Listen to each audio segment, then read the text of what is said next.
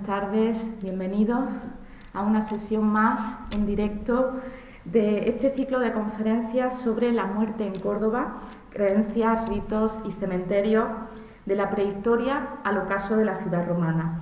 Un ciclo de conferencias organizado por la Real Academia de Córdoba, que se inauguró ayer, martes 3 de noviembre, con la participación de dos conferenciantes de primer orden, como fueron Rafael Martínez Sánchez y Juan Francisco Murillo, que nos ilustraron acerca de los primeros repertorios, los primeros hallazgos que conocemos de la prehistoria más reciente y de los siglos anteriores a la llegada de los contingentes romanos. Sirvieron, por tanto, de base para adentrarnos en el bloque más importante de este ciclo de conferencias, que va a abordar sobre todo la época romana, de la que en este caso pues sí contamos con mucha más información. Para eso contamos hoy con la participación de dos especialistas en materias completamente diferentes, que nos parecería pues casi imposible de reunir en una misma sesión, pero que espero que a lo largo de estas dos charlas comprendan la importancia que tiene la manera de trabajar de forma interdisciplinar y que distintas materias no se unifiquen en la investigación. Es el caso, en este caso, del derecho y la arqueología. Para ello contamos aquí en la sede de la Real Academia con la profesora titular en Derecho Romano de la Universidad de Córdoba, Carmen Jiménez Salcedo. Ella evidentemente lleva una carrera increíble en la Universidad de Córdoba, no solo como docente, también como investigadora, pero también llevando a cabo importantes labores de gestión que no podemos dejar de mencionar, ¿no? Es conocido su papel importantísimo como defensora universitaria, también la participación de comisiones de evaluación, secretaria de departamento, de facultad, en fin, como digo, un currículum extensísimo. Pero hoy, sobre todo, su presencia aquí tiene que ver más con su labor de investigación. Ella además es directora del Grupo de Investigación de Derecho Administrativo Romano y ya una vez tuvimos la ocasión de trabajar de alguna manera juntas en un ciclo de conferencias que organizó Arqueología Somos Todos, donde de nuevo se puso de manifiesto que el derecho y la arqueología pues tenían mucho que ver una y otra. Y es que, aunque nos parezca mentira, los romanos estuvieron completamente imbuidos de leyes que regían no solo la vida pública, sino también la vida privada y, por ende, el mundo funerario.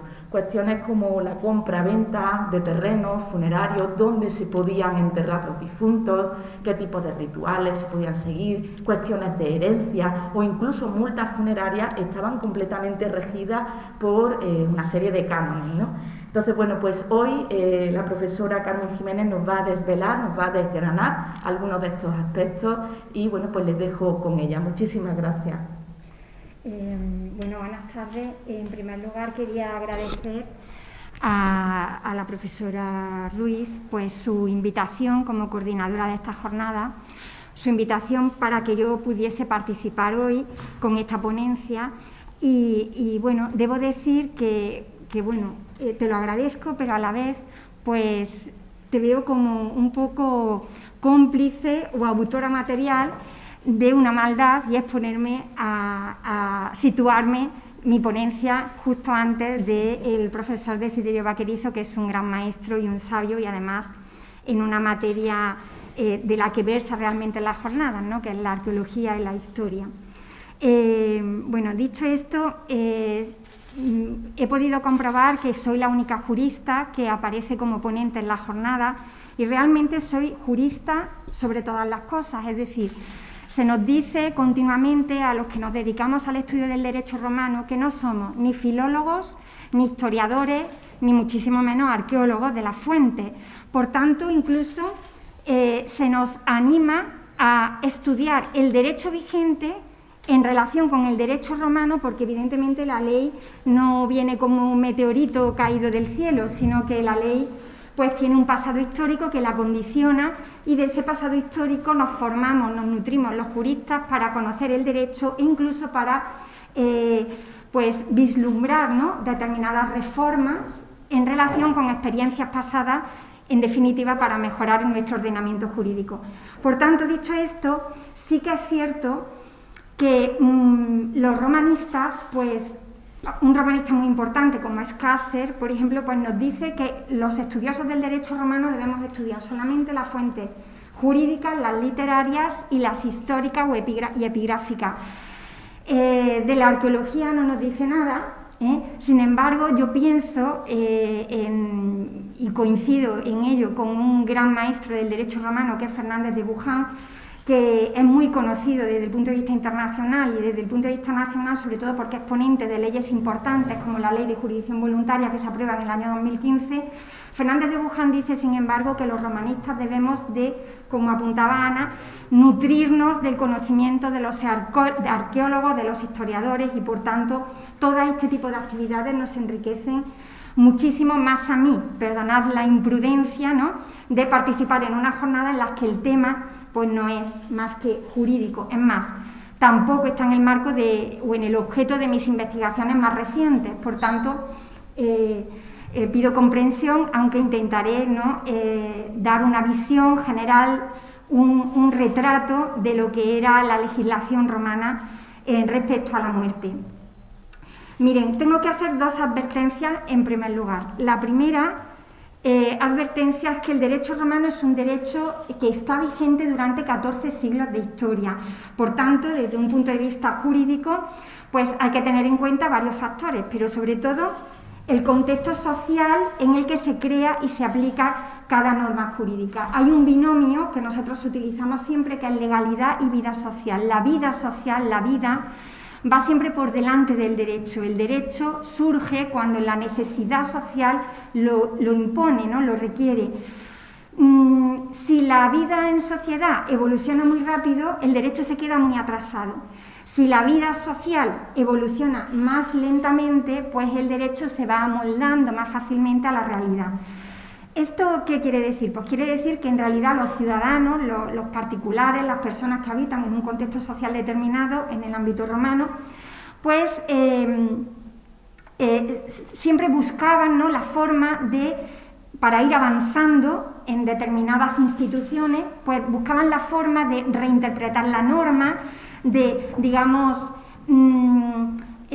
buscar, ¿no?, el truco para aplicarla de manera conveniente, que al final determinaba la reforma de la ley. El mundo romano, además, sobre todo a partir del Principado del año 27 a.C., es un mundo que abarca una diversidad de pueblos muy distinta, muy diversos. Los romanos siempre decimos que tuvieron mucho éxito en la expansión, en la ocupación de territorios, precisamente porque supieron respetar la idiosincrasia, las creencias propias de cada uno de los pueblos conquistados, ¿no?, logrando de esa manera una más fácil romanización. Desde el punto de vista estrictamente jurídico, resulta imprescindible, además de estas dos advertencias que he dicho previamente, ¿no?, la multiplicidad de poblaciones que cohabitan en el Imperio Romano y el longevo periodo de vigencia del derecho. Indudablemente no es lo mismo una ley del 450 a.C. que una ley del 450 después de Cristo, ¿no? Son muchos siglos de diferencia. Bueno, pues desde el punto de vista estrictamente jurídico, resulta imprescindible también diferenciar la muerte en dos ámbitos totalmente distintos, ¿no? La muerte tiene efectos en el ámbito del derecho privado, del que regula la relación entre los particulares, en el ámbito del derecho civil propiamente, y más en concreto en el ámbito de la personalidad. La muerte supone la extinción de la personalidad para el derecho. Y también, evidentemente, en el derecho de sucesiones, en todo lo referente a herencias y sucesiones testamentarias o intestadas. Por otra parte, también la muerte tiene efectos en relación con la salvaguarda del interés público, de la salud pública, para determinar, ¿no?, dónde, cómo se hacen los enterramientos, las incineraciones, y en lo concerniente, en definitiva, a todo el derecho funerario. Me voy a referir, por tanto, a los dos aspectos. yo sé que es un poco, o un poco no, es como muy jurídico, ¿no? Bastante jurídico referirme al derecho de sucesiones y a la muerte en el ámbito del derecho civil, pero me parecía que era aportar algo que no sé si conocen y que probablemente resulte curioso al menos, ¿no? La muerte supone la extinción para el derecho de la personalidad, es decir, una persona para el derecho, una persona física para el derecho, comienza con el nacimiento y se extingue con la muerte. El nacimiento tiene que cumplir una serie de requisitos para que se considere efectivo al derecho, igual que la muerte. La muerte es un hecho que debe ser absolutamente probado por quien funde en ella su pretensión, por quien pretenda algo respecto al efecto de esa muerte debe probarlo. En derecho romano se conocían y eran frecuentes las actas, la creación, la redacción de actas de defunción, que es como un certificado, ¿no?, de defunción, con efectos probatorios del fallecimiento. Esto desde la época de la República, desde incluso la ley de las 12 tablas, que es una fuente a la que haré ahora bastante referencia, que se publican en el año 456 aproximadamente a.C. Sin embargo, la prueba de la muerte podía ofrecer muchas dificultades, especialmente cuando hay que señalar el momento en el que fallecen dos personas en un mismo siniestro, para decidir si entre esas personas existen derechos sucesorios entre sí, para decidir cómo les competen recíprocamente esos derechos. Bueno, pues en este aspecto, la muerte en un accidente común de varias personas con recíprocos derechos sucesorios, entre sí, requería la prueba de quién falleció antes. Hoy en día no tenemos problema. Hoy en día, salvo que los cuerpos estén calcinados o estén totalmente destruidos o hayan desaparecido, pues mediante una autopsia se puede determinar la hora de fallecimiento aproximado de una muerte y, por tanto, si había transmisión de derechos sucesorios de uno de los fallecidos respecto al otro, por ejemplo, en un siniestro en el que mueren un padre y un hijo. En el libro 34 del Digesto, miren, les quiero advertir también que, claro, las fuentes jurídicas que manejamos en derecho romano son muchísimas, muchísimas. Yo he creído conveniente, para hacerlo más asequible, más fácil y para abarcar todos los periodos del derecho romano, hacer referencia a la ley de las 12 tablas, que, como ustedes sabrán, supongo, es el primer cuerpo de derecho legal romano que existe, y luego hacer referencia a las fuentes del derecho justinianeo, al Corpus Iuris Civilis, que es el cuerpo de derecho civil que se encargó de construir el emperador Justiniano en el siglo VI después de Cristo, en el que Justiniano recoge, pues, no solo todas las constituciones imperiales anteriores ni los escritos de los juristas anteriores, sino que también añade sus propias leyes. Es un intento del emperador Justiniano al compilar, al construir esta fuente que tiene una gran importancia. De hecho, se dice que el Corpus Iuris es la obra que más ha influido en la cultura occidental después de la Biblia. Bueno, pues Justiniano, en un intento, ¿no?, de recuperar el esplendor del derecho romano clásico de la época del Principado, que abarca los 3 primeros siglos después de Cristo, aproximadamente también, pues en un intento de recuperar ese esplendor, compila la fuente y en esa compilación podemos advertir o podemos descubrir muchas de las leyes clásicas, ¿no? Bueno, pues el Digesto es una parte del Corpus Iuris, En el libro 34, que lleva por rúbrica de los casos dudosos, se dan soluciones a diversos supuestos en los que se plantean dudas en materia de sucesión hereditaria. Según el derecho clásico, si dos personas perecen en un mismo accidente, un incendio, un naufragio, una inundación, una batalla, etcétera, y no es posible probar quién de ellas murió primero a los efectos del derecho sucesorio, se considera que ambas mueren contemporáneamente. Es lo que se llama la conmoriencia. Dice la fuente literalmente non videtur alter alteri supervivisse. Esto es, ninguno de los dos sobrevive al otro, por tanto no hay transmisión de derechos sucesorios de uno a otro. Esto nos lo dice Marciano en el Digesto 4.5.18.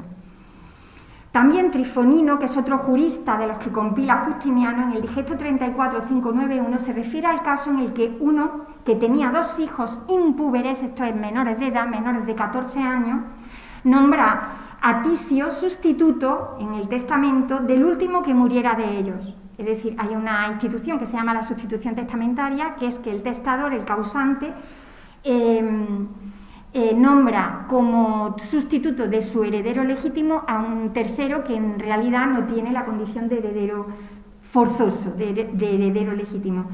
Ambos hijos perecieron en el mar y como ninguno sobrevivió al otro, no hay sucesión, pues murieron a la vez. Eso es lo que nos dice Trifonino, por tanto nos sigue hablando de la conmoriencia. Sin embargo, en derecho justinianeo se establece por primera vez la presunción de premoriencia para hacer factible, hacer posible la sucesión entre los fallecidos, la transmisión de derechos. La presunción de premoriencia la basa Justiniano en el grado de fortaleza física de los dos fallecidos. Se presume siempre que ha muerto antes el más débil físicamente. En concreto, el mismo Trifonino advierte que fallecidos, por ejemplo, un padre y un hijo conjuntamente, si el hijo es púber, esto es mayor de 14 años, se presume que sobrevive a su padre porque es más fuerte, se entiende que tiene mayor fortaleza física que su padre. Mientras que si es impúber, es el padre, ¿no? El niño se considera más débil, es el padre el que le sobrevivió. Ahí les he puesto el texto, pero no me voy a parar a leerlo, ¿no? No vale la pena porque así avanzo más rápidamente. Otro texto significativo que se postula a favor de una madre, que esto es muy raro, ¿no? Porque normalmente a las madres no se les tenía ninguna consideración, ni ningún derecho, ni se les favorecía. De hecho, hay un jurista clásico que se llama Bayo, que defiende bastante a la mujer y se ha llegado a pensar incluso que podría haber sido una mujer disfrazada de hombre, ¿no? Entonces, bueno, este texto es muy significativo y por eso lo he consignado aquí, y dice que, o se postula este texto a favor de una madre, la madre de un hijo que fallece junto a su padre, dándole preferencia frente a los parientes agnados, quizá no lo he expresado bien en la presentación, del padre, sobre los derechos sucesorios. El texto dice lo siguiente, lo voy a leer porque creo que va a quedar mejor. Al morir en la guerra un padre y un hijo y reclamar la madre los bienes de su hijo como si hubiese muerto después que el padre, es decir, que ha heredado al padre, y los agnados, en cambio, los del padre, como si el hijo fuese sido muerto antes, Adriano considera que muere antes el padre, posicionándose, por tanto, a favor de la madre, en tanto que, habiendo heredado el hijo y fallecido el hijo después, hereda la madre. Como nota curiosa, ¿no?, anecdótica, decir que nuestro proyecto de Código Civil de 1851 sigue al pie de la letra las presunciones iuris tantum, porque estas presunciones son salvo prueba en contrario, presunciones iuris tantum del derecho romano en sus artículos 551 y 552. Sin embargo, nuestro Código Civil actual establece todo lo contrario, es la presunción de conmoriencia en el artículo 33, porque claro, actualmente sí que se puede probar que una muerte ha sucedido antes que la otra. Por tanto, lo que se presume, dice el artículo 33, es que a falta de prueba en contrario se presume que han fallecido al mismo tiempo los llamados a sucederse entre sí. Otro aspecto muy importante en el ámbito del derecho privado es la declaración de fallecimiento cuando una persona se declara ausente, se ausenta, la ausencia, en caso de ausencia. En las fuentes romanas se establece que es ausente aquella persona de la cual se ignora si vive o a dónde se encuentra.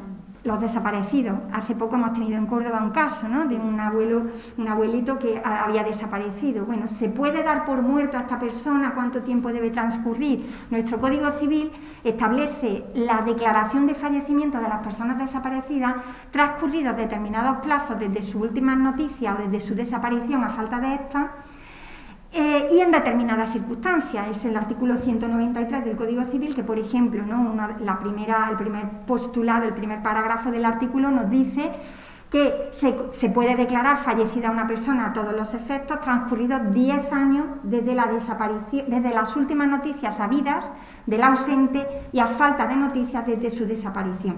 Si esta persona desaparecida hubiese cumplido más de 75 años, tuviese 75 años o más, el periodo que hay que esperar para la declaración de fallecimiento se reduce a la mitad, a 5 años. Por tanto, hoy en día está regulada, bueno, hay muchísimas tipificaciones, ¿no?, de los casos de ausencia. Por ejemplo, la ausencia cuando en circunstancias de catástrofe, de terremotos, de guerra, bueno, pues tienen todas una regulación diferente. En la fuente jurídica romana, sin embargo, no se regula, no se establece la declaración de fallecimiento, el acta, el certificado de fallecimiento cuando una persona está ausente. Cuando el padre está ausente, nos dicen las fuentes, y se ignora su existencia y su paradero, se duda con razón qué debe hacerse. Los romanos no sabían qué hacer. No sabían qué hacer. ¿Qué ocurre? Bueno, el matrimonio, los romanos parecía como que no tenían necesidad de regular estas situaciones, porque en realidad el matrimonio romano se basaba en la affectio maritalis, en la intención de permanecer casados, en la convivencia conyugal, en el mismo momento. Es decir, el matrimonio era una situación de hecho, no de derecho. Por tanto, se extinguía desde el mismo momento en el que cesaba la convivencia, con lo cual el cónyuge que se quedaba y que se quedaba porque su cónyuge había desaparecido o se ausentaba, pues podía volver a casarse sin ningún problema, pasadas 3 noches, nos dice la ley de las 12 de tabla, usurpatio trinocti, pasadas 3 noches de ausencia en el domicilio conyugal, ya se puede uno volver a casar. En definitiva, en el derecho romano no existe una regulación general de la ausencia como existe hoy en día, pero sí encontramos en las fuentes referencias específicas a soluciones concretas, a casos concretos que se dieron. Por ejemplo, ¿no?, uno de los casos que yo he puesto aquí es el digesto 24.2.6, que establece que las mujeres de los que cayeron en cautiverio por los enemigos, si no se tiene seguridad acerca de si el marido sigue en cautividad o ha fallecido transcurridos 5 años desde el momento del inicio del cautiverio, la mujer tiene derecho a contraer nuevo matrimonio y debe entenderse que el matrimonio anterior se disolvió de manera correcta, de manera legal. Bien, hasta aquí lo concerniente al derecho privado. Respecto al derecho público, esto es, a lo que se refiere al derecho funerario, al derecho sepulcral, ¿no?,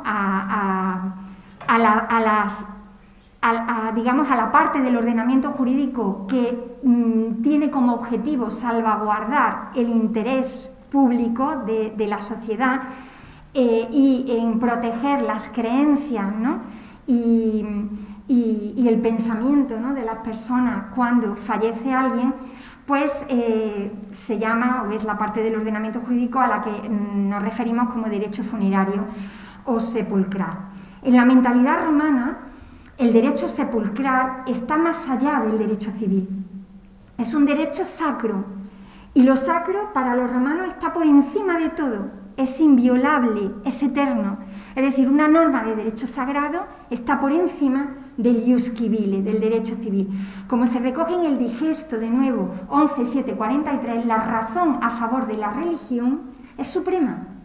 Por tanto, la voluntad de un difunto, dice en este texto, es una lex sacra, que es una ley privada, porque no es una ley impositiva, ¿no?, que promulga ni el Princeps ni los órganos legislativos correspondientes, pero es una ley privada, pero que tiene, sin tener ninguna validez para el ius civile, para el derecho civil, está situada por encima de él. Esto es una norma sagrada. El testamento es una norma sagrada.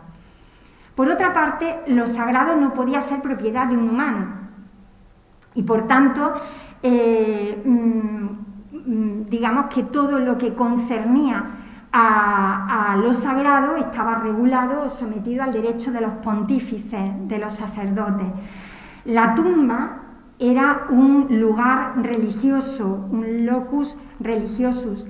Bastaba enterrar un cadáver en cualquier lugar para convertirlo automáticamente en un lugar sagrado, como se recoge igualmente en el digesto.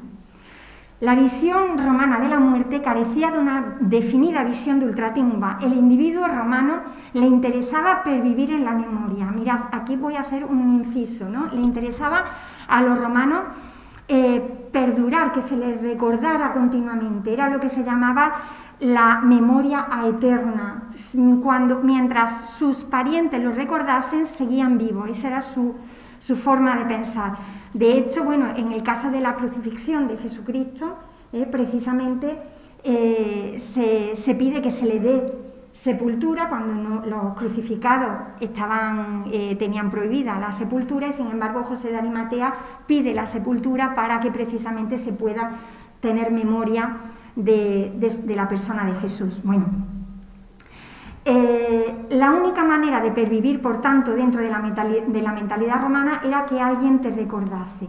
De ahí que se quisiese dejar constancia de su existencia. ¿Esto qué ocurre? En las familias más pudientes, porque las familias pobres, los que no tenían recursos, al final eran incinerados, según las épocas, ¿no? O inhumados, más en la época del cristianismo, que era más atento, ¿no? O que defendía la inhumación y no la incineración, pero en fosas y en circunstancias poco digamos, dignas, ¿no? Bien, lo primero que se planteaban los romanos al tener un fallecido en la familia era encontrar un lugar donde enterrarlo conforme a la ley. Así pues, quien poseía tierras podía enterrarse en su propia terreno, en su propia propiedad. Y de ello son testimonios los monumentos sepulcrales difuminados por todos los campos. Quienes vivían en una ciudad y querían enterrarse en una de las necrópolis de la misma, tenían que adquirir el terreno en la necrópolis, por tanto tenían que tener poder adquisitivo.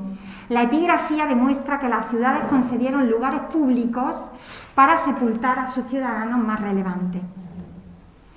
Al respecto de la sacralidad de los sepulcros y a la disposición de los mismos en la ciudad, nos encontramos en las fuentes jurídicas desde la ley de las 12 tablas normas que evidencian el genio jurídico romano en esta materia, que está a caballo entre el derecho sagrado, el derecho privado y el derecho público, porque muchas veces nos planteamos, la norma de la ley de las 12 tablas respecto a los sepulcros es de derecho privado, es de derecho público, es de derecho sagrado. Es que no es todo. Y es de nada, ¿no? No podemos calificar la norma o situarla en un entorno jurídico concreto. La ley de las 12 tablas, que como ya he dicho es muy antigua, ¿no? Del 456 aproximadamente antes de Cristo, en la tabla 10 prohíbe expresamente la inhumación o incineración de un cadáver dentro del recinto amurallado de la ciudad, por motivos de salud pública, obviamente, y por motivos de interés para evitar peligros, ¿no? de incendios, que además en Roma los materiales de las construcciones eran especialmente inflamables y todos conocemos, ¿no? Los incendios de Roma, sobre todo el que aconteció en la época de Nerón.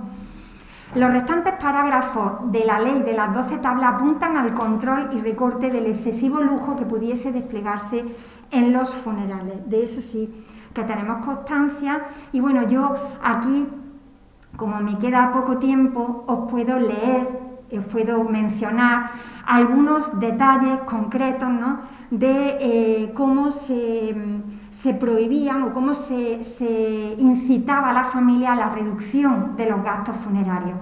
Dicen los textos que encontramos en la ley de las 12 tablas que está reconstruida, La ley de las 12 tablas no se ha encontrado y por tanto es una reconstrucción hecha a través de fuentes literarias y referencias históricas.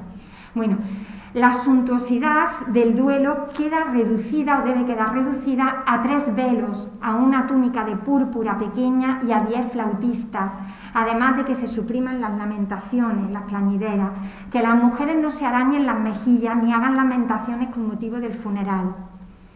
No se recojan los huesos de un muerto para celebrar después el funeral. Suprímase la unción de los esclavos y la bebida en corro. Nada de rociar dispendiosamente, ni se hagan procesiones portando desmesuradas coronas ni pebeteros. No se le eche oro a la sepultura, ni al difunto en la misma sepultura. Pero si los dientes empastados fuesen de oro, aunque se le entierre o se le incinere con el mismo oro, eso no se considera delito. Está prohibido levantar una pira funeraria o o el lugar de la incineración a menos de 60 pasos de un edificio vecino, de un edificio ajeno, a menos que esté de acuerdo su dueño.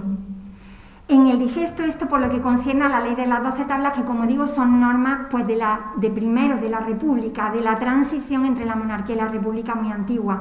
En el digesto ya nos encontramos referencia al derecho clásico y a las propias juristas contemporáneos al emperador Justiniano, y nos dice, por ejemplo, respecto a los gastos de un entierro, que era obligación del padre enterrar al hijo y del heredero al testador, pero si alguien, sin ser heredero, se hacía cargo del entierro, podía exigir ser resarcido de los gastos.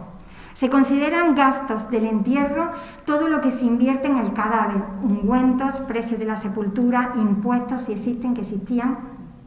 Existía la vigésima hereditatis, que era una especie de impuesto de sucesiones que tenemos hoy en día, un impuesto que gravaba el patrimonio hereditario. Bueno, pues respecto al uso que se hiciese del lugar sacro, que es el sepulcro, se estableció la norma de que si alguien enterraba un cadáver en un lugar ajeno sin la autorización del dueño, estaba obligado a desenterrarlo. Sin embargo, el dueño del terreno no podía desenterrarlo, si no era con la autorización de un pontífice o del príncipe, del emperador. Es decir, el derecho pontifical estaba por encima del derecho civil. El enterramiento debía producirse solo en un lugar autorizado, de tal modo que un vecino podía denunciar la construcción de una sepultura muy cerca de su casa, pero si se había terminado de construir la tumba, no podía ya actuar, al menos que la construcción se hubiese hecho con violencia. Pero si en esa tumba ya se hubiese enterrado a alguien, de ningún modo se podía impedir la continuación de la construcción de la tumba. En este caso, eran de nuevo los pontífices quienes debían determinar de qué modo se continuaba la obra de la sepultura. Si alguien era enterrado temporalmente en un lugar, el lugar no se convertía en sacro, y si un cadáver se enterraba en varios lugares, se convertía solo en sacro el lugar en el que estuviese enterrada la cabeza. Esto puede parecer un poco extraño, pero yo lo quiero explicar muy brevemente porque es una curiosidad. La responsabilidad por deudas en el derecho romano, hasta que se aprueba la Lex Poetelia Papiria del 326 a.C., era una responsabilidad personal, es decir, el deudor respondía de sus deudas con su propio cuerpo. Por tanto, los acreedores al deudor que no pagaba podían darle muerte y repartirse las partes del cadáver en función del crédito que tuviesen respecto a él. Entonces, bueno, se consideraba el enterramiento sacro, el lugar sacro donde estuviese sepultada la cabeza del deudor. Bueno, creo que me queda un poquito. Un lugar sacro podía ser violado de muchas maneras. Por ejemplo, cubriendo una tumba con tierra, o bastaba que alguien edificara el alero de un tejado sobre un terreno sepulcral, sobre una tumba, para que se considerase una violación del sepulcro. Como sacro era solo el lugar de la deposición del cadáver, quien dañara el monumento, las estatuas que adornan el sepulcro, que lo rodean, que lo decoran, solo incurría en delito de injuria, que tiene una pena menor, pero no en el de violación sepulcral. Naturalmente, quien repara el monumento sin alterar el lugar sacro no comete ningún delito, no comete violación. La violación de un sepulcro conllevaba para la gente de condición más humilde la pena de muerte, mientras que los de mejor condición social eran condenados al destierro o a las minas. Bueno, con esto he terminado. He intentado casi leer, ¿no?, los textos y ser muy escueta para ajustarme al tiempo, pero bueno, quería de nuevo pues pedir mis excusas, ¿no?, por esta incursión en una jornada de arqueología y de historia siendo jurista, pero estoy totalmente a favor de que se colaboremos los investigadores de todas los ámbitos y nos enriquezcamos, y además que, bueno, me parece una imprudencia de las dulces, ¿no?, de las dulces imprudencias que se cometen en la vida. Y como diría Séneca, nuestra naturaleza está en la acción, el reposo presagia la muerte, y como yo soy muy activa, pues por eso aceptaré todas las propuestas que me hagan desde la Real Academia, que también agradezco mucho la presencia aquí de su presidente y la invitación. Muchas gracias. Muchísimas Muchas gracias, Carmen. Para nada te sientas fuera de lugar, porque yo creo que has sentado un poco los precedentes de lo que a continuación Desiderio Vaquerizo, como experto, y otros tantos investigadores, bueno, pues llevaremos a cabo en siguientes jornadas. Pero es necesario poner un marco de estas características, y además yo creo que con muchas curiosidades que seguro que desconocíamos la mayoría de nosotros. Y bueno, pues siempre está la arqueología, como hemos dicho, para contrastar todas estas realidades, porque muchas veces se muestra, bueno, de una manera muy clara, muy canonizada, ¿no? Todas las legislaciones, lo que se puede hacer, lo que no se podía hacer, lo que estaba penado, pero realmente la realidad material confirma que eso se seguía a rajatabla. A veces sí, pero otras veces no. Y por ejemplo, un caso clarísimo es la constante repetición desde el siglo V a.C. de que a los muertos hay que enterrarlos fuera de la ciudad. Si 5 siglos después estás repitiendo una norma que debería estar ya interiorizada, era porque seguramente no se cumplía tan rigurosamente, ¿no? como debiera. Entonces, bueno, todo esto nos puede hacer reflexionar muchísimo. Muchas gracias por tu presencia y por tus aportaciones. Bueno, pues a continuación vamos a dar paso a una conferencia especial, ya que es el profesor Desiderio Vaquerizo no ha podido estar presente hoy aquí en esta sala, pero sí lo va a hacer de manera telemática desde su despacho. Tengo que conectar con el ordenador, así que Carmen, si me permites un momentito, te lo agradezco.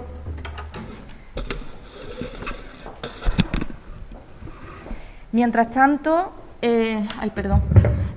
aprovecho para comentarles que debido a la situación, evidentemente, de pandemia que estamos experimentando y con medidas cada vez más restrictivas, las visitas que estaban vinculadas a este ciclo de conferencias han quedado ahora mismo suspendidas.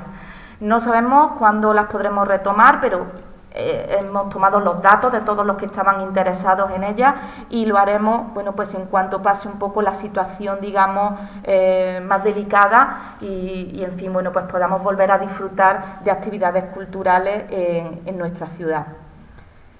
Voy a ver si podemos conectar con el profesor Vaquerizo y no nos falla la tecnología.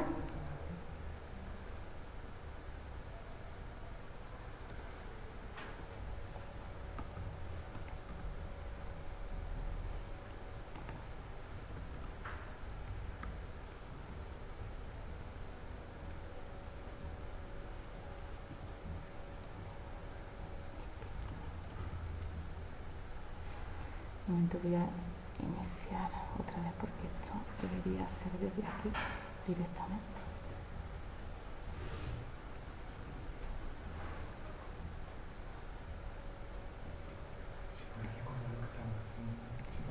Sí. Les recuerdo que efectivamente estamos en el ciclo de conferencias de la muerte en Córdoba, organizado por la Real Academia en su sede de manera presencial, pero también online a través de algunas redes sociales, que además podrán luego ver en otro momento, ¿no? Ya que se quedarán estas conferencias en la red para que puedan disfrutarlas, ¿no? Si no pueden seguirnos en directo. Bueno, pues vamos a ver, conectando, me dice aquí. Hola, buenas tardes, Desiderio. ¿Me escuchas? ¿Me escuchas? Sí, perfectamente. ¿Me escuchas a mí?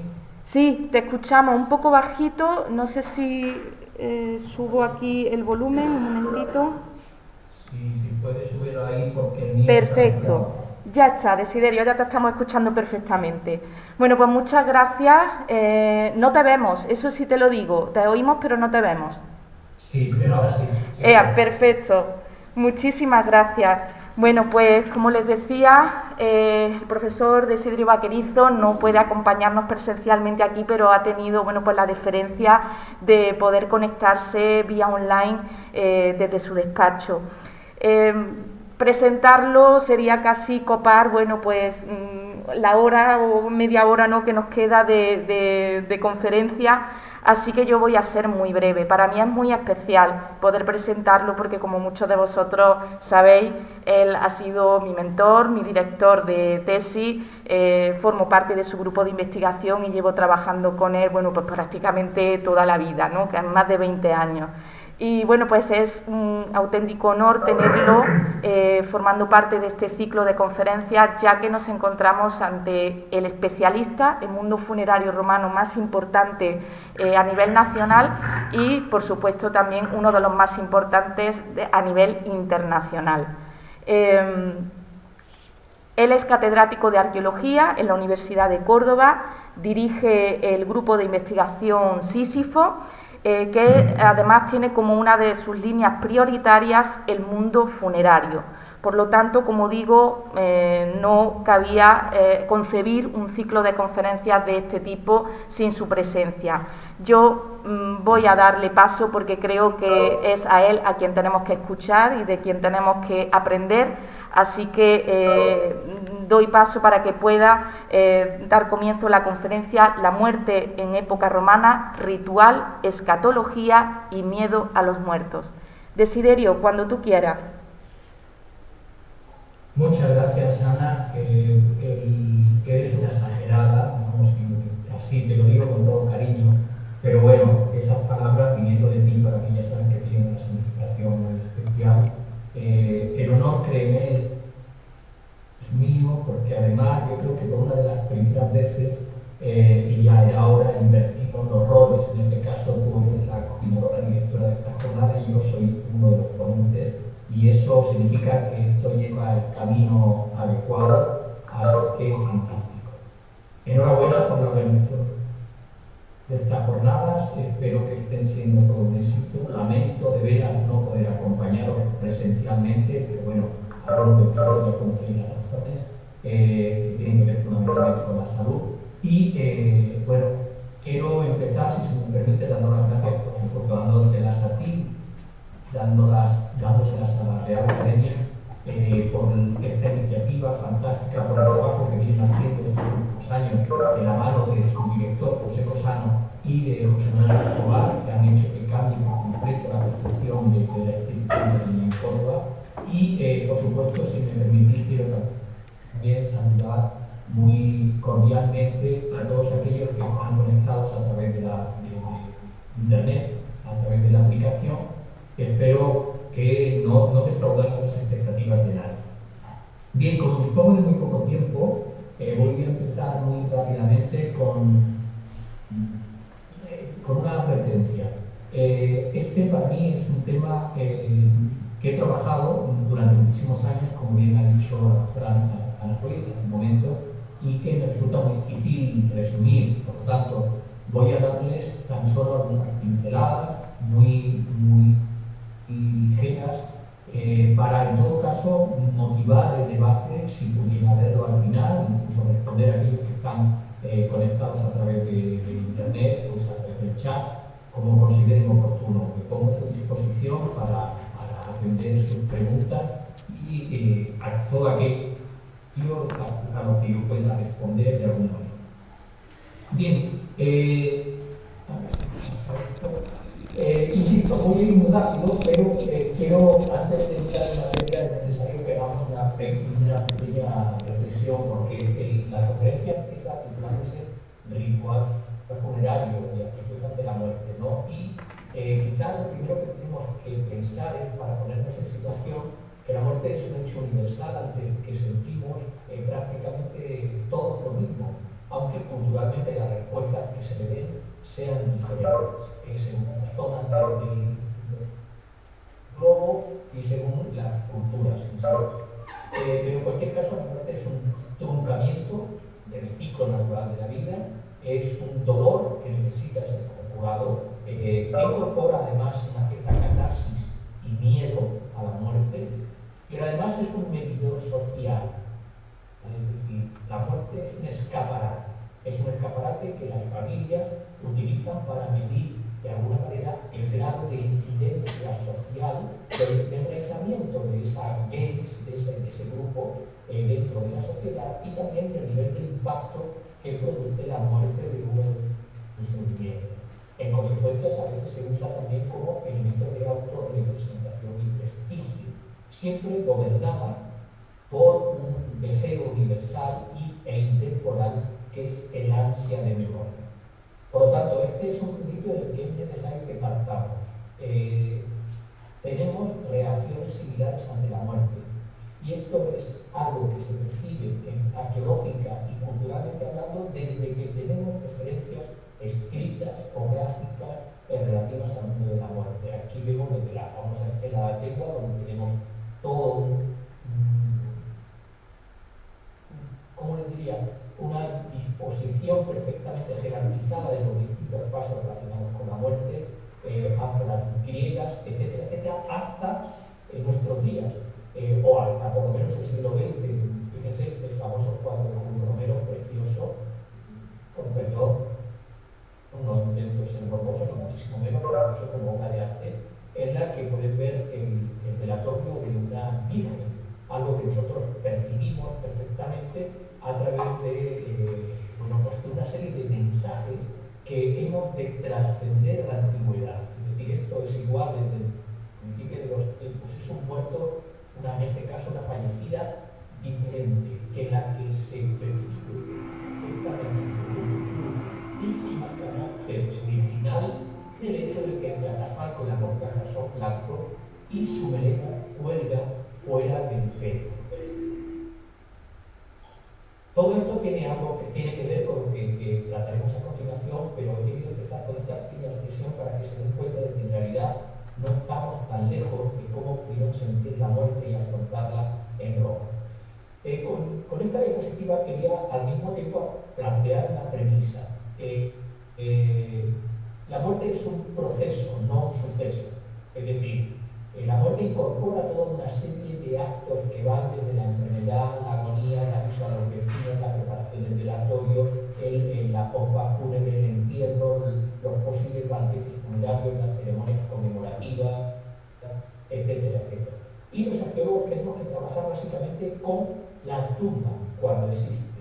Quiero decir con esto que es importante tener en cuenta que a partir de la tumba tenemos que intentar reconstruir el proceso completo, reconstruir todo lo que condujo a la construcción de esa sepultura y a la celebración de ese rito, y incluso la trascendencia de las ideas, algo muy difícil y que generalmente suplimos con la consulta de las fuentes escritas, que en el tema de la muerte son relativamente abundantes y profusas. Verán luego por qué digo esto, porque con el tema que vamos a tratar por primera vez o una de las pocas veces en el mundo de la historia antigua, lo que decían las fuentes escritas ha podido ser comprobado a través de la arqueología. ¿Cómo entendían los romanos el mundo de la muerte? Pues prácticamente existieron tantas concepciones del mundo de la muerte en Roma como romanos. Es decir, no existió nunca una concepción única, no eran como nosotros que tenemos la concepción judeocristiana de la muerte y lógicamente más o menos entendemos todo lo mismo, se crea más o menos en la normalidad. Pero en el mundo romano existieron numerosas corrientes filosóficas, pero casi tantas concepciones como personas.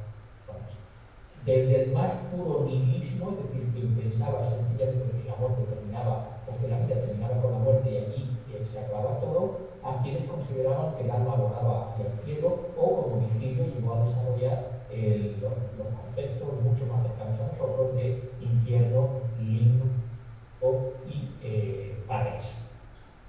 ¿Qué sabemos sobre el ritual propiamente? Pues la información que tenemos a través de la arqueología no es mucha, pero sí suficientemente expresiva. La pieza más importante en cuanto al velatorio, a la imposición del cadáver, o las piezas más importantes son las tres que tienen en pantalla, pero sobre todo la que aparece en formato grande, que es el relieve de los Ateli, conservado en el Museo Lateranense de los Vaticanos en Roma, que ofrece una visión sincrónica, una foto fija del velatorio de una posible señora, en la que vemos todo lo relacionado con el ritual, desde el dolor de la familia, la llegada de familiares o de vecinos o de amigos para expresar el dolor, la luz, las guirnaldas, las flores, las plañideras y la música. Del mismo modo, en cuanto a la pompa fúnebre, tenemos una pieza fenomenal que es esta que tiene en pantalla, el famoso sarcófago de Aditerno, en el que se representa una pompa que podemos entender como la representación más explícita de un entierro romano, precedido de líctores, precedido de músicos que tocan la tuba, que tocan la cornua, que tocan la doble flauta, etc. Y con un cortejo en el que la familia ocupa un lugar destacado, las plañideras, etc. En cuanto a los ritos utilizados por Roma fueron esencialmente dos. Por un lado, la cremación y por otro, la inhumación. Todos sabemos en qué consistían, con lo cual no me voy a parar demasiado en ello. Quiero señalar que tanto uno como el otro fueron acompañados en ocasiones de rituales específicos relacionados con una forma concreta de entender el mundo de ultratumba o con una tradición concreta. Les pongo en la pantalla el caso de la necrópolis de la calle Quart en Valencia, donde se encontraron enterramientos de tradición griega, probablemente de gente procedente de Etruria, que se enterraron con el rito de la porca praesentánea, es decir, una cerda sacrificada en honor del difunto y cuya cabeza se enterraba después con él. Del mismo modo, al muerto, fallecido, se le acompañaba de un ajuar en función de su edad, de su nivel de riqueza, de sus características sociales, de lo que fuera, ¿no? Incluso del dolor o de la capacidad adquisitiva que tuviera la familia. Sabemos que existió incluso un cierto ajuar tipo, como pueden ver en la derecha de la imagen, y al mismo tiempo solían, según también el tipo de cadáver, solían acompañarse con amuletos, fundamentalmente en enterramientos de niños, pequeños faros que se llevaban colgados al cuello como defensores contra el mal de ojo, higas, que son esas piececitas que ven arriba de hueso, que representa el doble sexo, y también monedas. La imagen que tienen a la izquierda de la pantalla es un enterramiento de la Avenida del Corregidor en Córdoba capital, que si se fijan muy bien, espero que puedan verlo, lleva en la mano derecha la palma abierta y sobre ella una moneda. La moneda, el famoso oro de Caronte, sobre el que podríamos hablar largo y tendido. Y finalmente, estos enterramientos se celebraban en sepulcreta, en áreas funerarias, en necrópolis, en extraurbanas, que se organizaban en torno a las principales vías de entrada y salida de la ciudad y que conformaban verdaderas ciudades de los muertos, muy monumentales y plagadas de retratos, de imágenes, de tumbas, de toda una serie de simbología que las convertía en verdaderos escaparates. A las dos de la izquierda son las famosas vía Appia de Roma y las dos de la derecha son de Pompeya, la de arriba la vía Colanensis y la de abajo la vía Bien, en eso, Nochera, perdón, en estos espacios funerarios era importantísimo disponer de un espacio propio, de un locus que garantizara la integridad de la tumba y de alguna forma la eternidad, el carácter indemne de la misma. Por eso fueron muy frecuentes en determinadas épocas, sobre todo al principio del Imperio, los recintos funerarios y las tumbas que se delimitaban mediante cipos indicando las medidas exactas, porque el derecho funerario fue un derecho privado pero de vocación pública, como pueden entender. y la forma de legitimar la propiedad era explicitando los límites, estableciendo mediante un testimonio público que esos límites eran los que eran. Y todo ello por miedo a la violatio sepulcri, que animaba este tipo de acciones con intención de evitar que la tumba y el cadáver fueran ultrajados. Del mismo modo, estas tumbas se acompañaron habitualmente de epigrafía que nos da idea sobre la personalidad del difunto, pero también sobre las intenciones de quienes le ofrecen el epígrafe.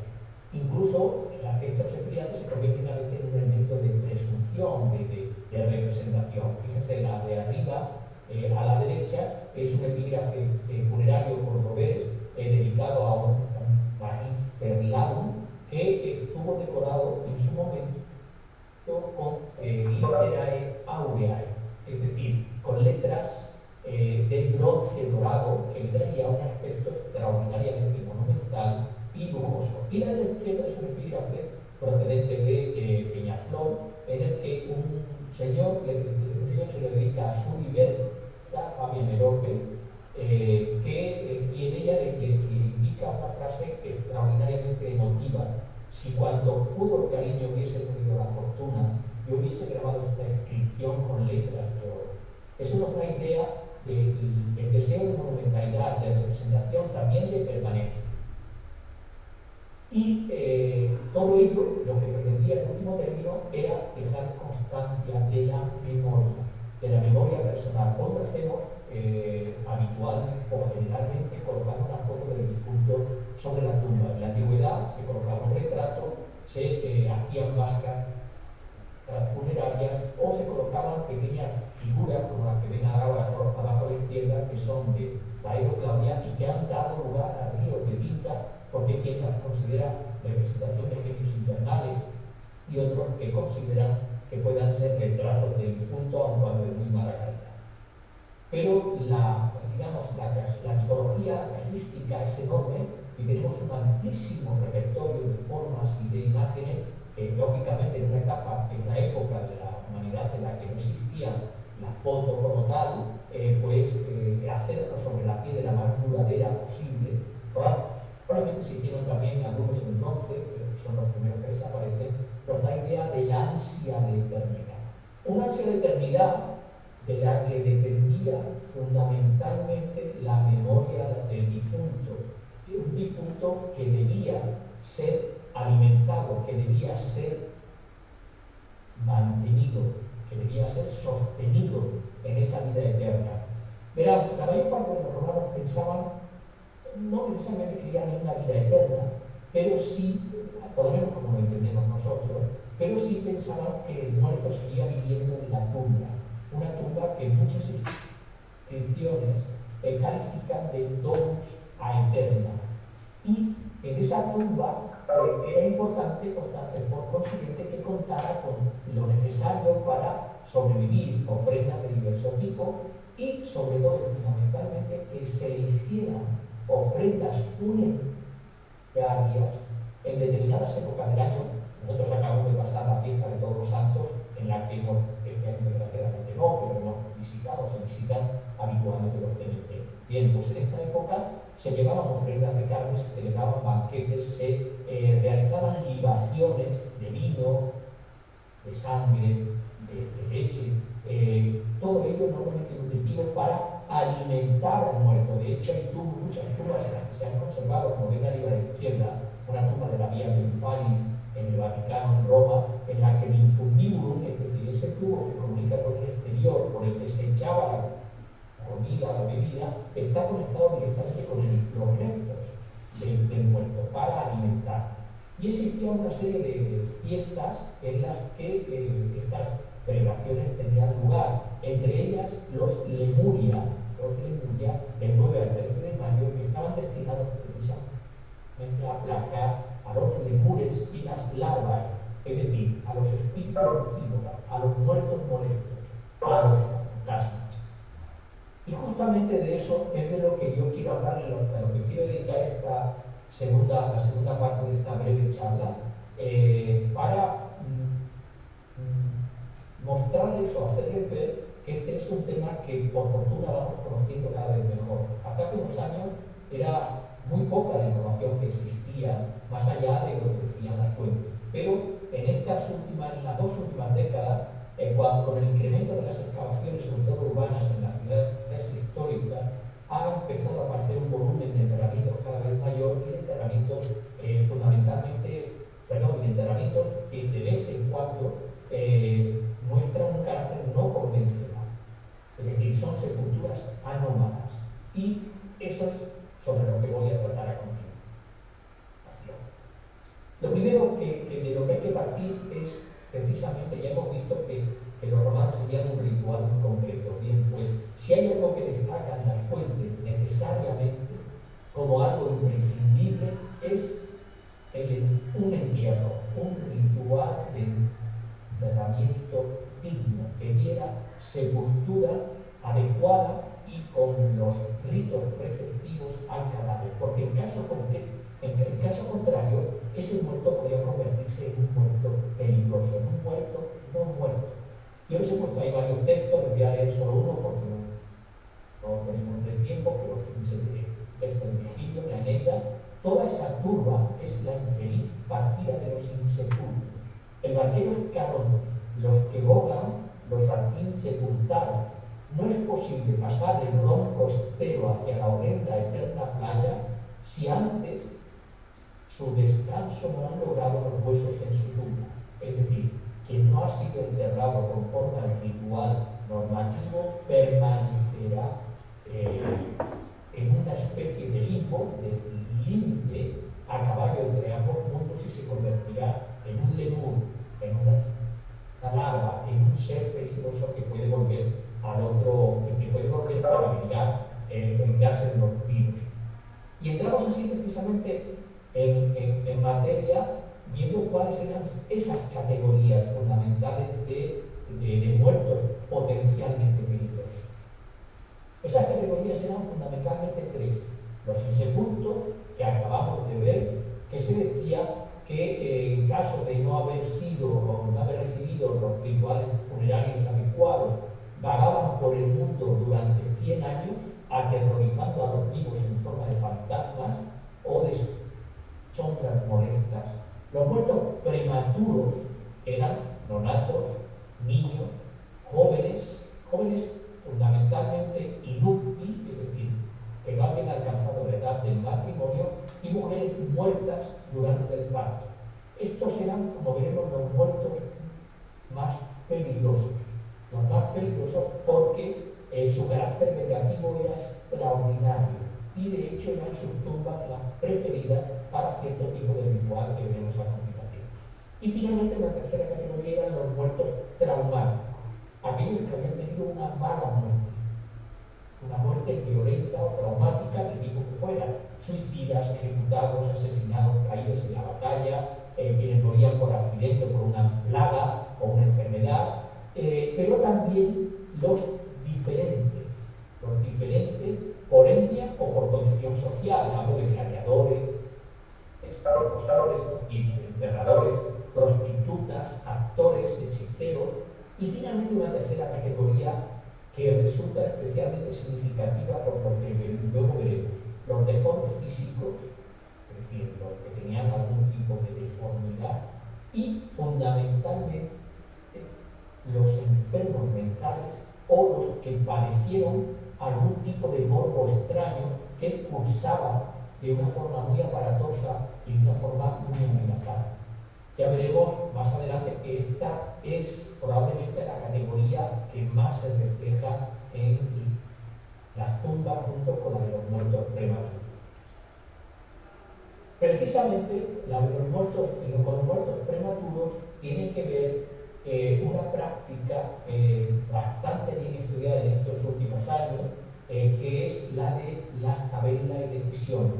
Hay un papiro conservado en el British Museum que conserva parte del manual, de un manual de mago, en el que se dice que para determinados ritos de maldición, de encantamientos, de comunicación con los espíritus, etcétera, etcétera, hay que utilizar unas determinadas fórmulas, y concretamente una de ellas que dice: genuina fórmula para silenciar y someter, y de posesión, toma plomo de una cañería de agua fría, hace una lámina y escribe con un estilo de bronce como aparece después, y ponlo, fíjense, junto a un muerto prematuro. Estas son las llamadas tabella de fisión, un tipo de práctica que heredan los romanos del mundo griego y que tenían como finalidad última las maldiciones. Maldiciones son cuando las había de tres categorías de cuatro categorías fundamentales: las deportivas, eróticas, judiciales y de venganza. Pero eran tablillas que se incorporaban a determinadas tumbas conforme a un determinado ritual, y contenían textos elaborados por magos, grabados por magos, que buscaban la venganza, buscaban la propiciación de un amor concreto, vencer una carrera, etcétera, etcétera. ¿En qué tumbas habría que incluirlo? Los textos insisten permanentemente. La enterrarás en la tumba de un muerto prematuro cuando la luna se encuentre en posición diametralmente opuesta a la del sol. Lo llevas a la tumba de uno que haya muerto prematuramente, haces un hoyo de 4 dedos, lo pones dentro. Después de enterrarlo, machate. Es algo muy significativo y que conocemos ahora muy bien, que conocemos a través de ejemplos cordobeses, como estos que tienen en la pantalla. Eran laminitas de plomo que eran inscritas, como he dicho antes, grabadas por un mago, luego se enrollaban y se atravesaban con un clavo, introduciéndolas en la tumba de un muerto prematuro de ser posible. Estos escritos, esta es una pieza cordobesa recientemente publicada, que apareció hace unos años en el Sepulcretum de Llanos del Pretorio, incluyen el mago lo escribía en escritura bustrofénica, es decir, de izquierda a derecha, de forma que solo se pueden leer viéndolas reflejadas en un espejo. Son, por tanto, tablillas que pretenden la conexión directa con los dioses infernales, con los dioses del inframundo, a través de propiciatorios que buscan hacer daño, y utilizando como intermediario a muertos prematuros por su carácter vengativo. Pero no queda ahí la cosa. Hemos hablado de otro tipo de muertos, sobre todo los muertos traumáticos, ajusticiados, muertos por asesinados de diverso tipo, gladiadores, hechiceros, actores, proxenetas, etcétera, etcétera, locos. Cuando ya, una vez que han empezado a aparecer este tipo de tumbas, empezamos a mirar, nos encontramos con que cada vez son más abundantes. Por ejemplo, en Britania, en el actual Reino Unido, lo que menudean fundamentalmente son individuos decapitados con la cabeza colocada entre las piernas o apoyada sobre los brazos, en una especie de intercambio de fuego de las extremidades, y son individuos que a veces llevan argollas en los pies, lo que puede indicar que se trataba de esclavos.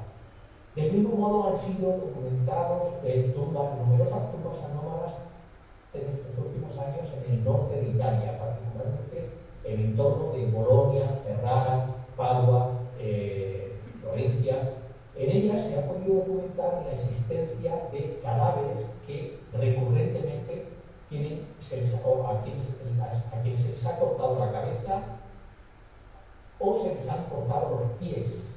Incluso en determinadas ocasiones las prácticas han tenido lugar ya con el cadáver parcialmente descompuesto o esqueletizado, lo que indica la existencia de prácticas necrománticas, es decir, de magia negra.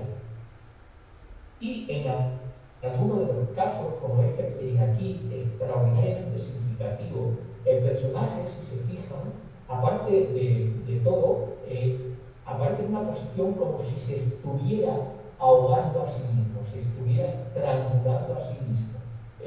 Lleva una argolla junto al cuello porque probablemente se le ató al cuello al suelo, la argolla va clavada en el suelo para fijarlo al suelo, y además se le han hincado, se le han enfilado una serie de grandes clavos de bronce en las sienes, en los ojos, en los puntos vitales del cadáver.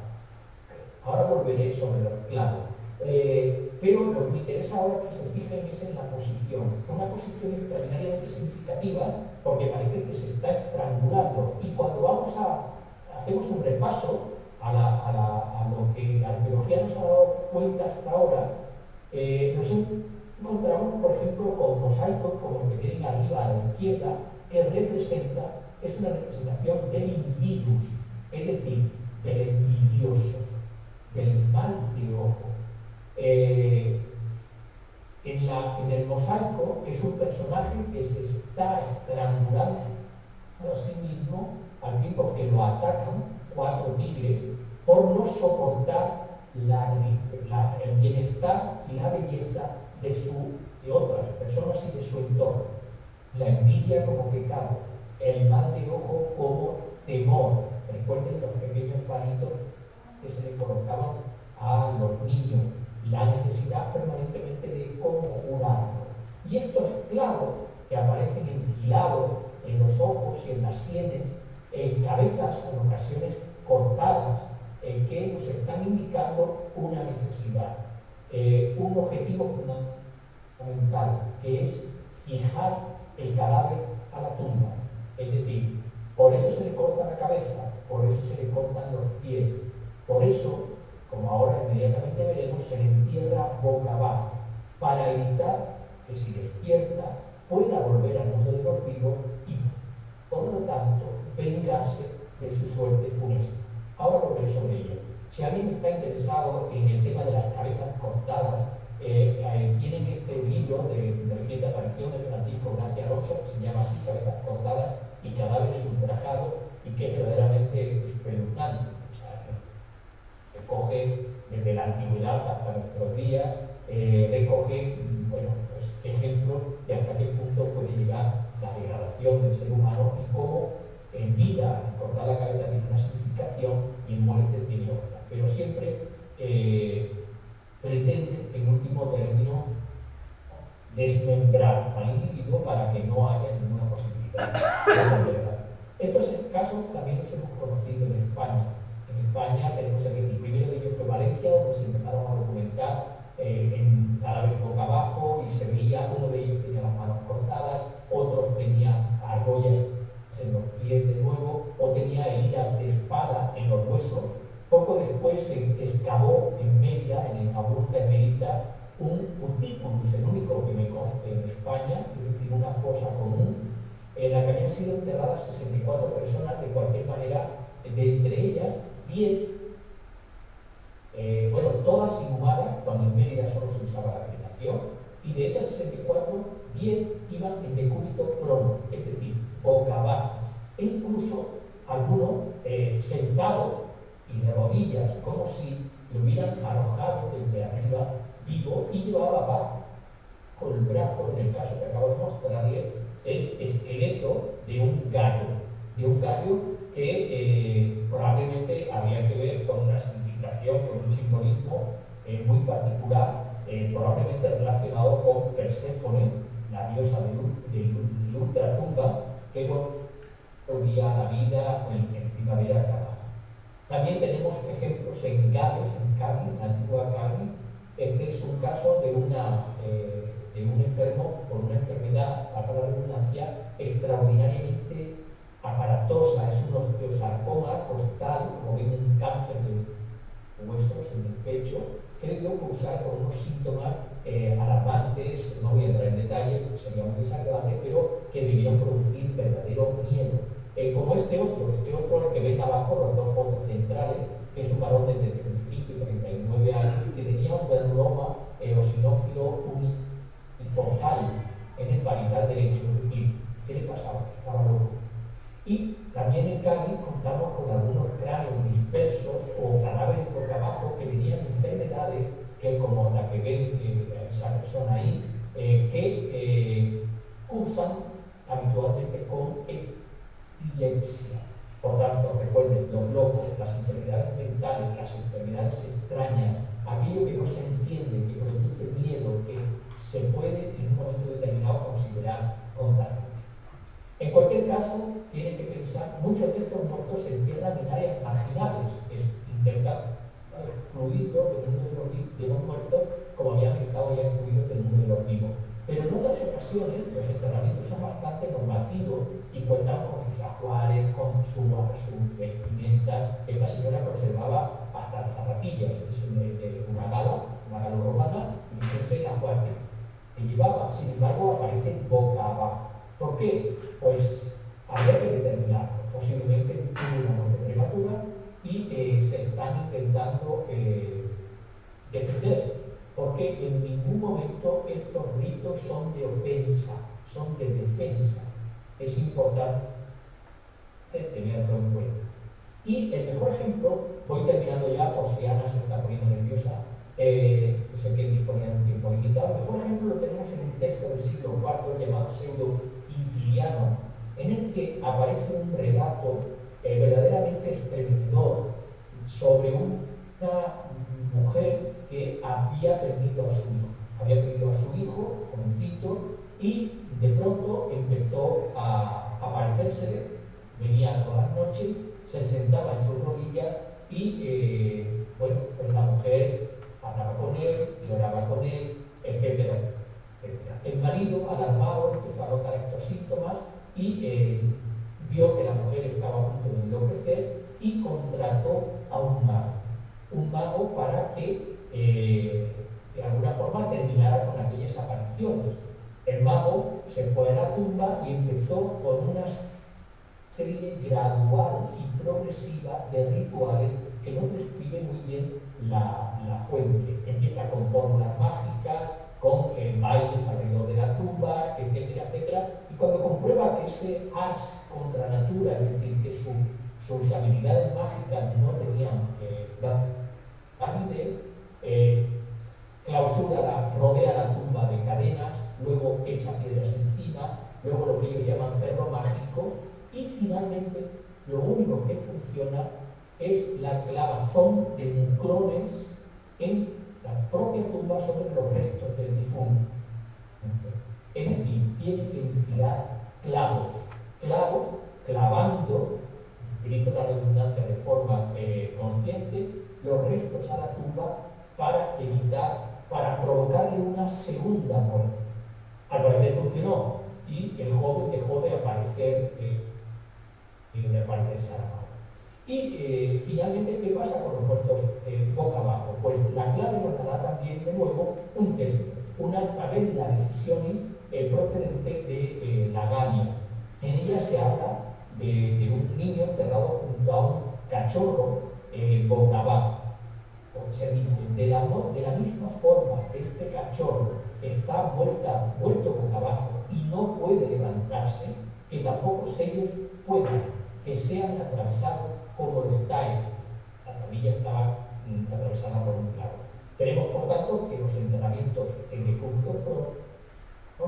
pueden tener como objetivo último también fijar el muerto a la tumba, evitar que pueda levantarse.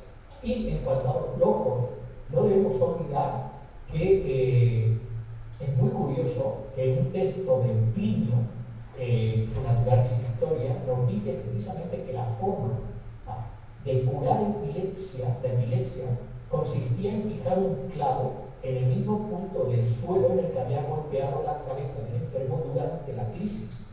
De esa manera, la enfermedad quedaba fijada al suelo, liberando al epiléptico. Es, por tanto, probablemente la misma forma que usaban los vivos para liberarse de la amenaza que podían suponer estos muertos reluctantes, estos muertos no del todo muertos, y que podían convertirse en umbrae vagantes, en larvae o en lemures, y venir a amargar la vida a provocar desgracias, a terminar con las cosechas, a provocar muerte, desolación o simplemente miedo y pavor a la aparición de estos espíritus como fantasmas. Muchas gracias y Ana, aquí me quedo, siento que quizás ha sido un poquito de prisa, pero quería tenerme al tiempo. Si Ana, hay alguna pregunta o alguna cosa que pueda extender en la exposición. Bueno, lo primero, Desiderio, felicitarte y darte las gracias. Yo creo que no he engañado a nadie cuando decía que estamos ante un experto en la materia, como bien lo demuestra, pero bueno, también ante un gran investigador que sabe comunicar, ¿no? Tengo en la sala a un par de personas que me habían dicho que tenían que salir un poquito antes y se han quedado aquí, yo creo que encantados de escucharte. Entonces, bueno, pues muchísimas gracias por este resumen tan difícil, porque estamos tratando muchísimos temas. Y yo quería aprovechar, en este caso, para, Desiderio, preguntarte, o bueno, darte, digamos, la oportunidad de defender una arqueología concreta, que es la de la arqueología funeraria. Fuiste pionero en el año 1998 montando el proyecto Funus Cordubensium en Córdoba para tratar sobre el mundo funerario romano, cuando nadie antes lo había hecho. Han pasado más de 20 años y ahora nos encontramos aquí, por fortuna, en la Real Academia, que ha cogido el testigo de esta temática y la va a llevar, bueno, pues a otras épocas históricas, también a otras culturas. Y quería aprovechar, bueno, que nos está viendo mucho público seguramente a través de las redes, para efectivamente que defiendas por qué ha sido importante abrir, o fue importante abrir esa línea de arqueología funeraria en Córdoba, y qué es lo que ha aportado a Córdoba y qué tiene todavía que aportar Córdoba en este sentido. Pues mira, te agradezco muchísimo tus palabras. Yo creo que la arqueología funeraria es absolutamente inseparable de la arqueología, digamos, normativa, la arqueología convencional.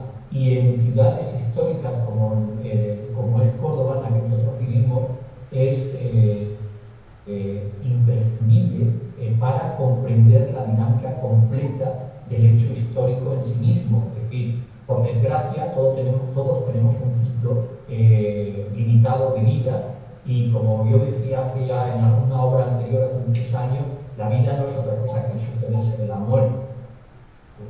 Quiero decir con esto que es fundamental entender primero cuál es la actitud de los vivos con relación a los muertos, pero también qué plasmación urbanística, monumental, ritual o escatológica se da al tratamiento de esos muertos. Y claro, en el caso, depende un poco de las épocas, pero prácticamente en todas las necrópolis o son extraordinariamente monumentales, o bien ocupan espacios amplísimos de terreno, como las necrópolis islámicas, que bueno, pues son enormes, o bien implican una serie de cambios que a veces sirven de hilo conductor de lo que ocurre en el interior de la ciudad. Estoy pensando, por ejemplo, en la cristianización de la topografía funeraria, que tiene lugar a partir del siglo IV, en un momento en el que la ciudad la conocemos muy mal, pero sin embargo la topografía funeraria la conocemos muy bien.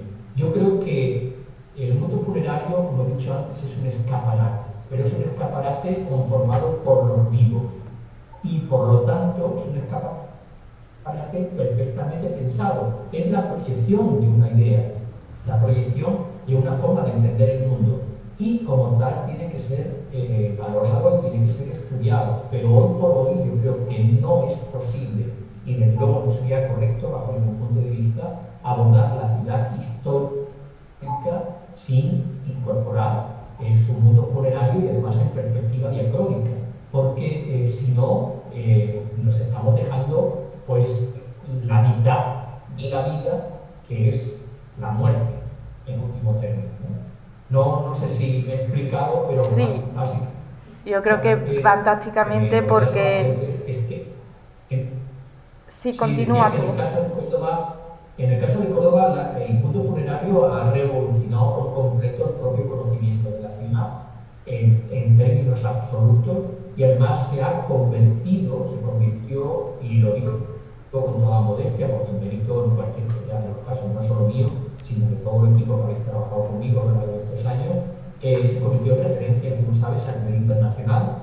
Y desde que nosotros pusimos en marcha el proyecto en Córdoba, pues se ha imitado en muchas otras ciudades de Europa, y en aquellas en las que no se ha hecho ha sido porque de alguna manera no se han atrevido, porque es un tema complejo que requiere un volumen que maneja un volumen de información extraordinario y una metodología muy precisa, que además en estos últimos años se ha incorporado un componente interdisciplinar muy potente, que tiene que ver no solo con la antropología física y forense, sino también con la biología molecular y con la genética, por cuanto el mundo de los muertos se ha convertido en una fuente de información extraordinaria sobre movimientos de población, sobre etnografía, sobre enfermedades, etcétera, etcétera. Es decir, que hay una información extraordinaria.